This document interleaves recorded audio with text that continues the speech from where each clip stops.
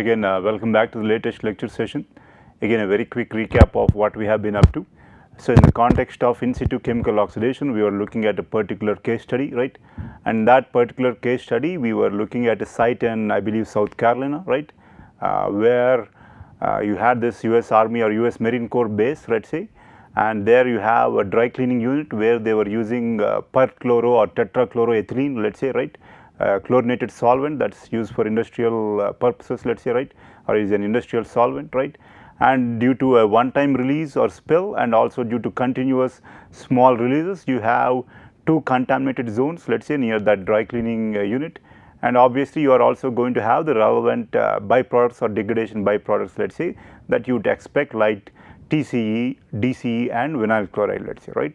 So, the case is that these are hydrophobic compounds. So, while also being transported by the water, they will also be adsorbed onto the soil. So, you need to have what do we say, some particular case, let us say, that can remediate both this particular contaminated soil and the relevant water, let us say, right. And in this particular site, they looked at the application of permanganate, let us say, and until now we just try to understand the site, as in what do we have now? We have a shallow region, let us say, which is remarkably hydraulically conductive or has high hydraulic conductivity, right, and also deep region which is not or which does not have as high hydraulic conductivity, but nevertheless has some considerable hydraulic conductivity, let us say, right. And the other aspect was that, you know, most of the shallow region was of sand, let us say. So, their adsorption onto the relevant soil maybe might not be such an important aspect, but again as we go further down, let us say, I think we do know that around 18 feet or 17 feet you have this clay layer, and thus, you know, what do we say, clay again typically has higher organic carbon fraction, let us say, right.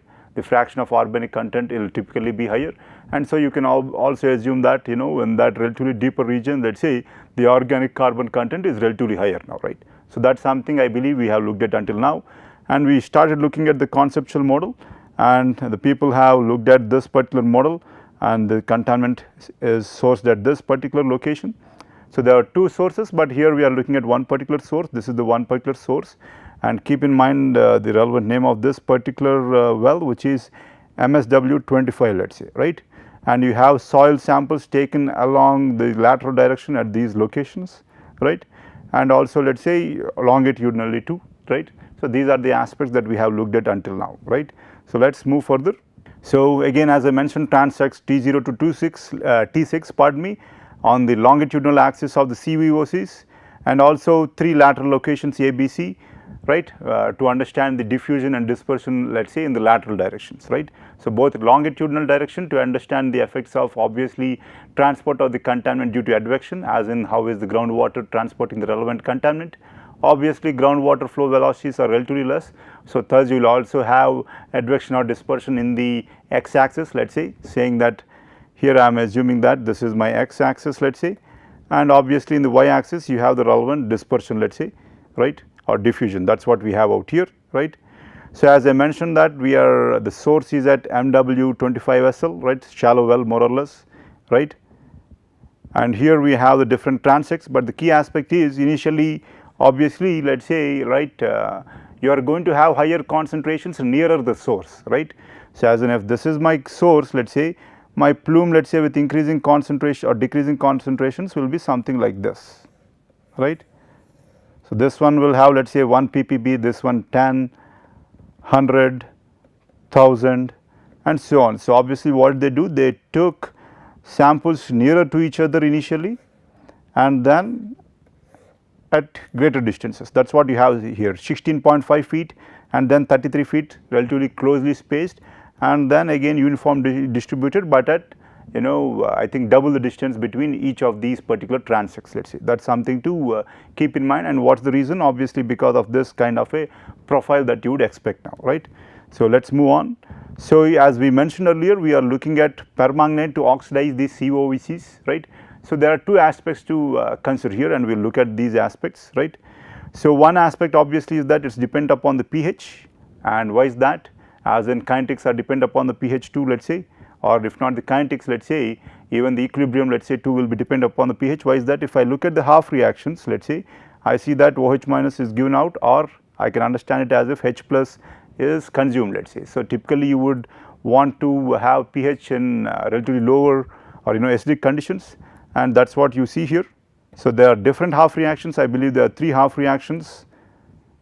So, MnO4 minus let us say can go to MnO2 the relevant solid, Mn plus 2 and MnO4 2 minus let us say. In each case different numbers of electrons are accepted, right. So, electrons are being accepted by MnO4 minus, right. So, it is an oxidizing agent or an oxidant. It is an electron acceptor, an oxidant is an electron acceptor let us say, it is an oxidizing agent let us say. An oxidizing agent oxidizes the other compound let us say, and what are these other or target compounds? They are CVOCs. So, typically they have different what we say ranges for what we say the different kinds of where let us say different kinds of or different half reactions are relatively more what do we say suitable, if I may say so, right.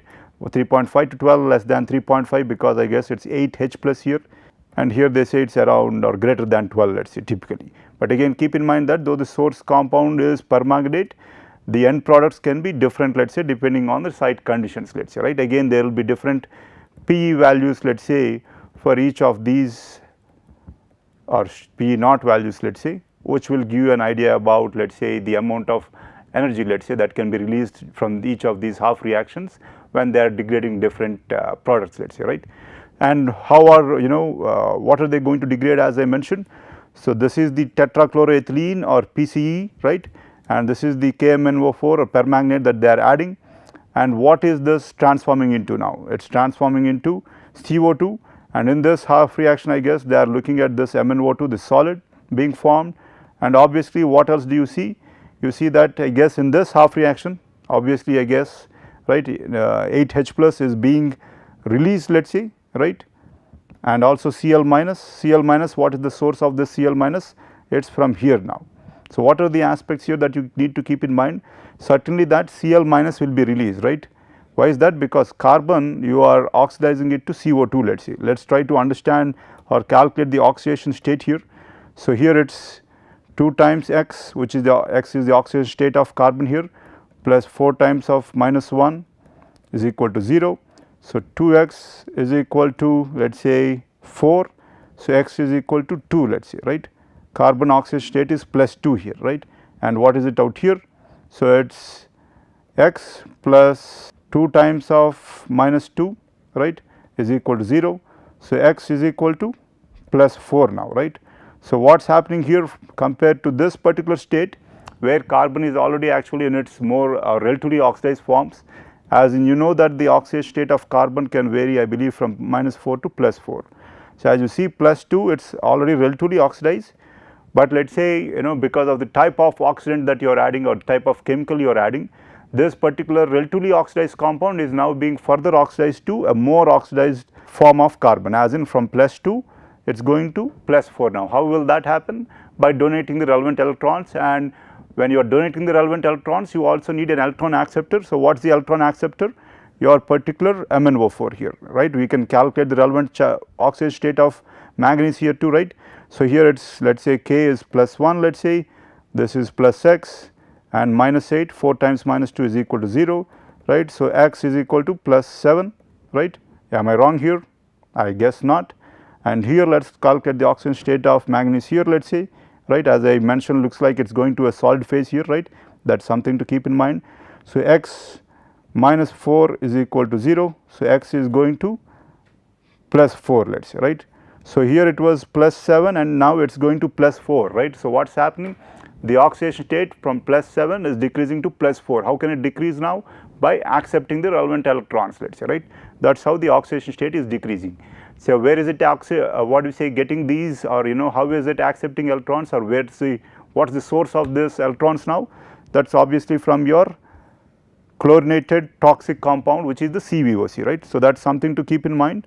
So, byproducts are CO2 and let us say Cl minus, because we are going to look at Cl minus as one of the indicators of this particular degradation going through let us say, right. As you can see considerable amount of Cl minus is released out here, right. So, let us look at it. So, again this is a byproduct, this is a trichloro, as you can see 3 Cl minus, right, earlier it was 4 and now 3. Again how do we have C2Cl4, which is what we have initially, as in for dry cleaning they were using this C2 Cl4, let us say, right. This is what they were using though, right. So, how do we end up with the C2HCl3, let us say, right. Again, in soil, let us say you have reducing conditions typically prevailing. So, the compound was reduced to various types of byproducts, and one of those reduced byproducts was C2HCl3, let us say, which is trichloroethylene. And similarly, you will also have dichloro, and this is the vinyl chloride. Again, as we mentioned or discussed earlier, vinyl chloride is remarkably toxic.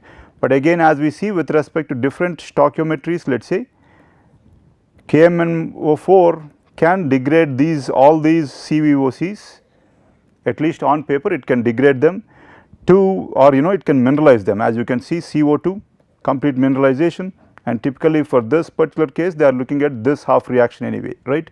So, that is what we see out here, and in all the cases you see that all the Cl minus will be typically given out, let us say, right. So, that is something to keep in mind. Yes, again these are different aspects to look at and go through, but again keep in mind that we have a moderately oxidized compound and we are further oxidizing it to complete mineralization, let us say, right, and that is what we see here, complete mineralization to CO2, let us say, right. So, that is something to keep in mind. We are adding a more stronger oxidant, let us say, right. So, let us move further. So, what did they look at? So, they looked at 3 phases or 3 intervals at which they injected the oxidant, right. 3 oxidant injection events were carried out, and what did they do or how did they go about it? Oxidant loading was more aggressive and also the area was relatively larger each time, let us say.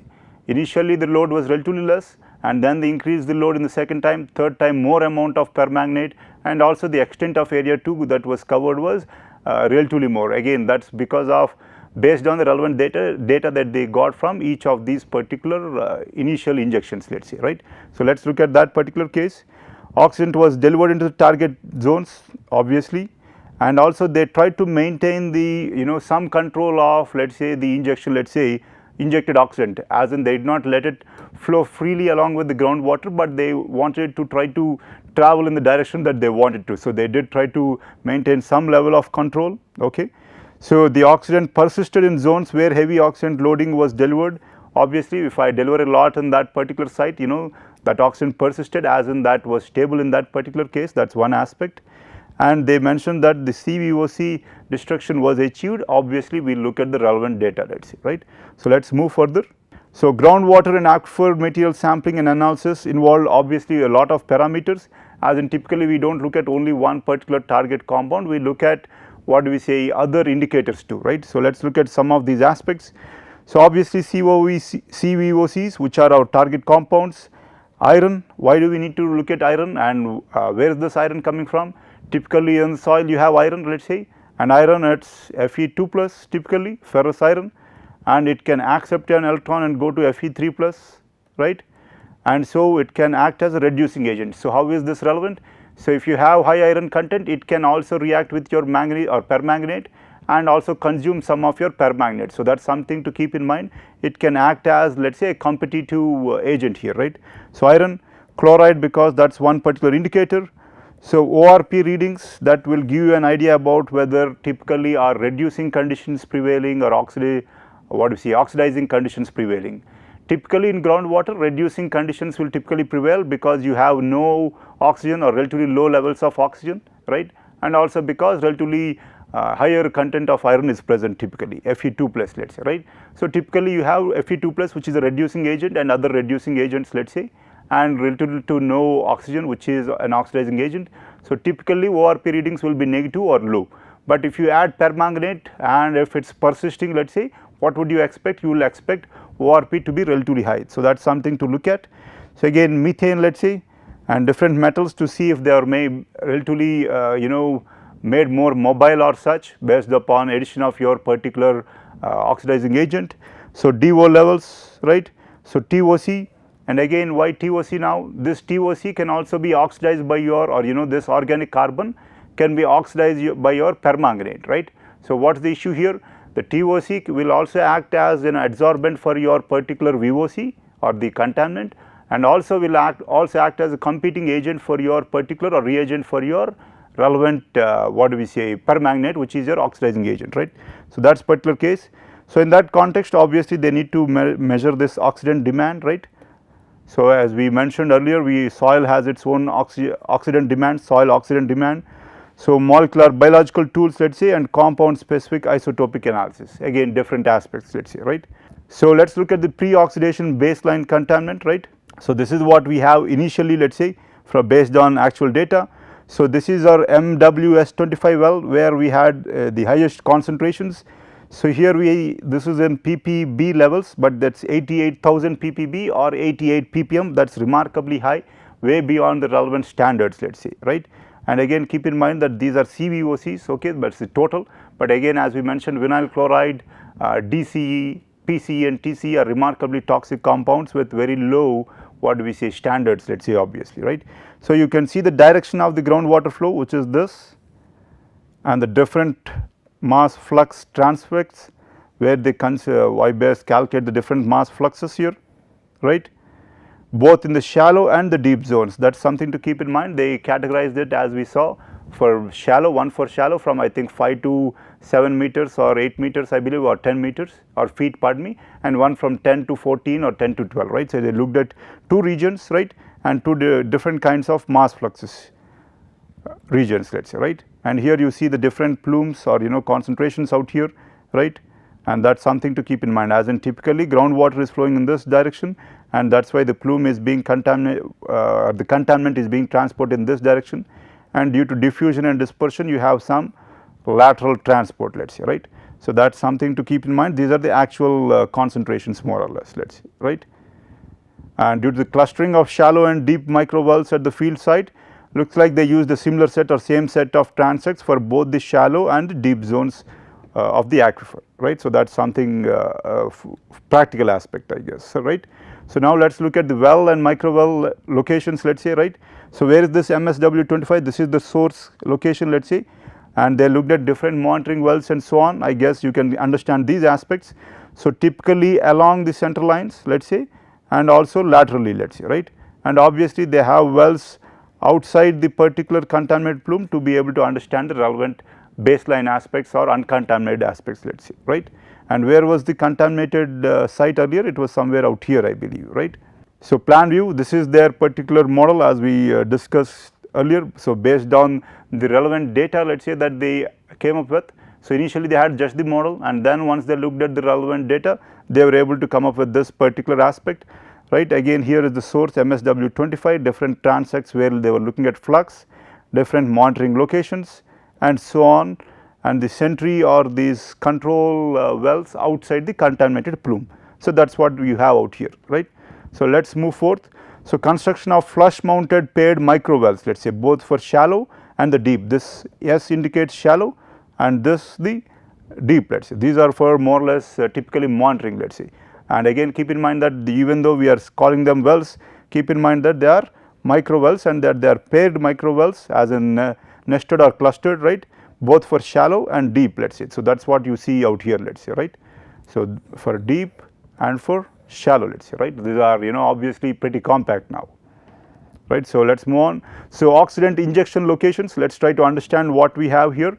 So, keep in mind that the oxidant was injected in 3 different phases, right. So, 3 different phases, as in initially certain quantity and then more and then much more later on, and also over a wider area.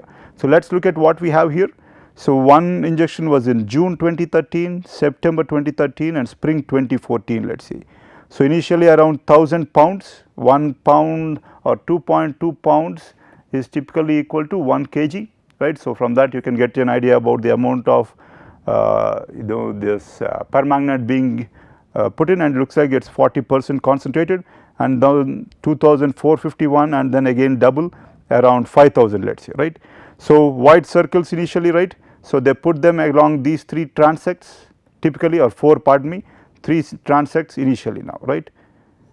Initially only along these 3 or 4 transects, pardon me, right.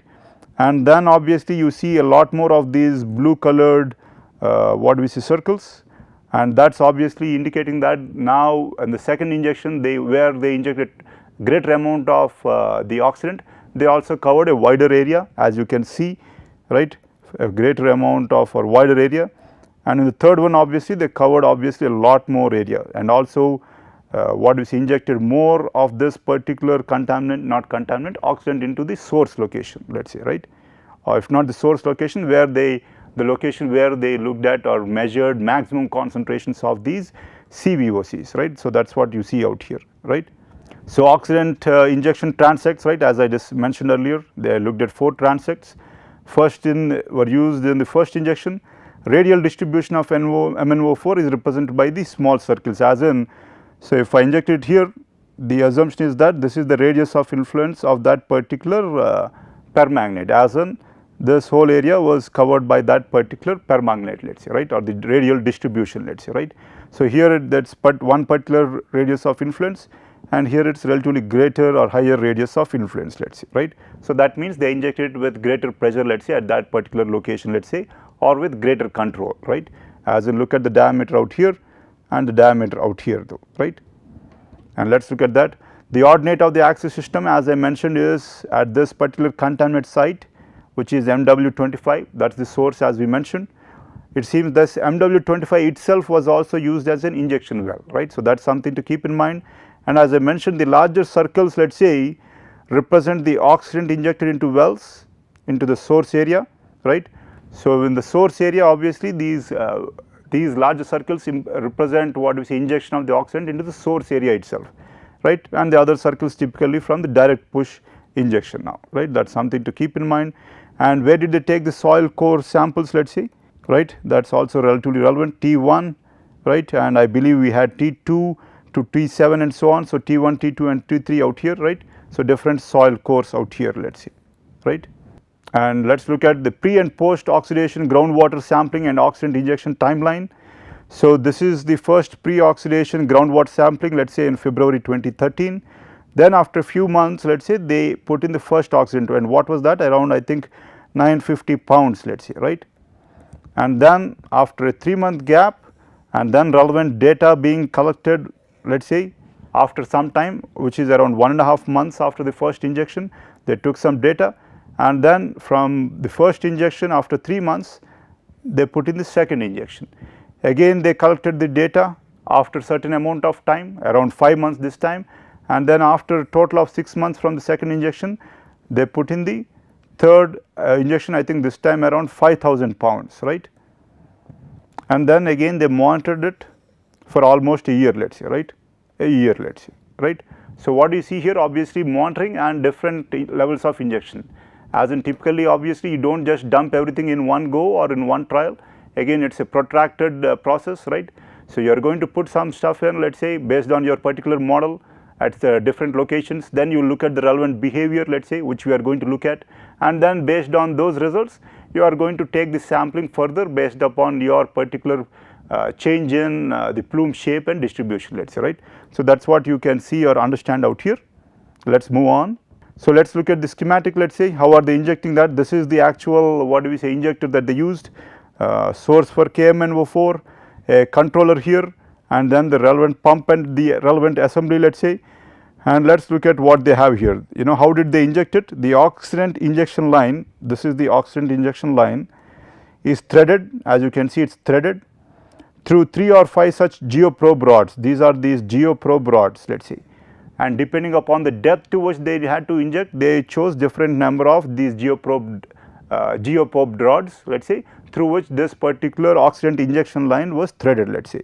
And then at a proper injection depth intervals, you know, they could inject it through these particular probes, let us say, right.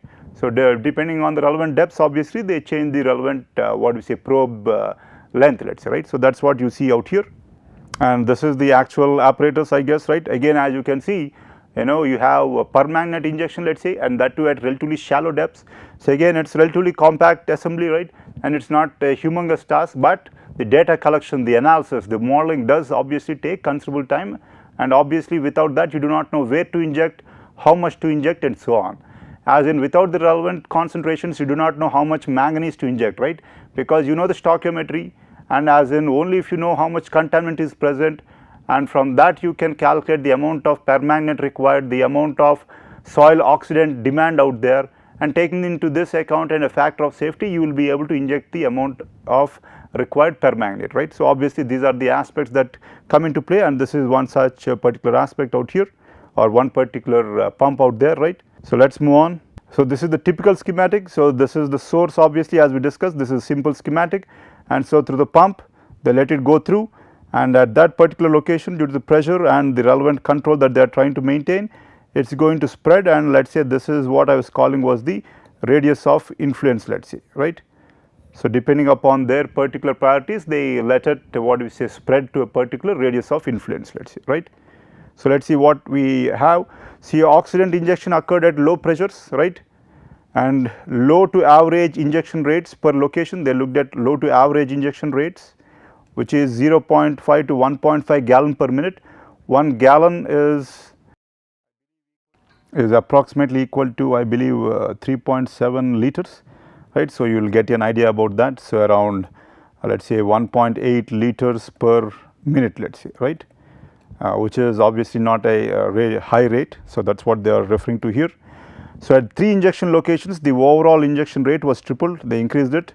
And why is that? Again, we are looking at some of the practical aspects out here, right, because let us say the shallow injection intervals and limited overburden pressure, let us say.